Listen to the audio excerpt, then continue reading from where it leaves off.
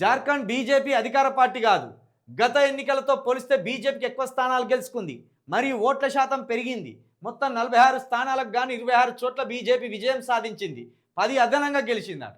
ఇప్పుడు ప్రస్తుతానికి దేశవ్యాప్తంగా ఒక్కొక్క రాష్ట్రంలో మతపిచ్చి పెంచుకుంటూ పోతాను. ఆ మతపిచ్చి పెరిగిన చోట్లల్లా మోడీ భ్రమలో ఉన్న వ్యక్తులంతా బీజేపీకి ఓట్లేస్తాను. అది నో డౌట్. అది తెలంగాణలో కూడా తేటతెల్లమైంది. తెలంగాణలో 3 సీట్లు, ఒక సీటు దగ్గర నుంచి 2 సీట్లకు వచ్చింది. 2 సీట్ల దగ్గర నుంచి 3కి వచ్చింది. 3 దగ్గర నుంచి 8కి వచ్చింది. అంటే సక్సెస్ఫుల్గా మతవాదాన్ని ఇక్కడ కూడా ఇంప్లిమెంట్ చేయడంలో బీజేపీ సక్సెస్ అయింది. నువ్వు ఇప్పుడు తెలంగాణలో ఏ గ్రామానికి పోయినా ఒక 10 మంది మత పిచ్చోళ్ళు పక్కా ఉంటారు. మా ఊర్లోనే తయారైన మత పిచ్చోళ్ళు. ఒకనాడు అసలు ఏ పిచ్చి లేకుంటున్నా మా ఊర్లోనే మత పిచ్చి స్టార్ట్ చేసింది. కాబట్టి బీజేపీ చాలా పక్క ప్రణాళికతోటి మత విద్వేషాలను పెంచుకుంటూ పోతుంది.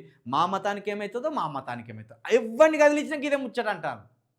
ఊర్లో 10 మందిని కదిలిచ్చేవాడిని అన్న, ఒక 10 మంది మాత్రం పక్కా ఉంటారు పిచ్చోళ్ళు.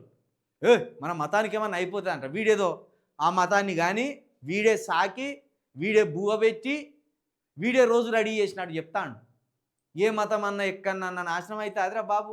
మనుషులు మతం పేరు మీద ఆగమైపోతారు కావచ్చు, కానీ ఏ మతానికి ప్రమాదం లేదు. నేను చెప్తున్నా కదా, ఇస్లాం మతానికి ప్రమాదం లేదు, క్రిస్టియనిటీకి ప్రమాదం లేదు, బుద్ధిజానికి ప్రమాదం లేదు, హిందుత్వానికి ప్రమాదం లేదు. మతాలన్నీ మంచిగానే ఉన్నాయి. మతాల పేరు మీద మనుషులే విడదీయబడి మనుషులే కొట్టుకొని సచ్చకాడికి వచ్చింది.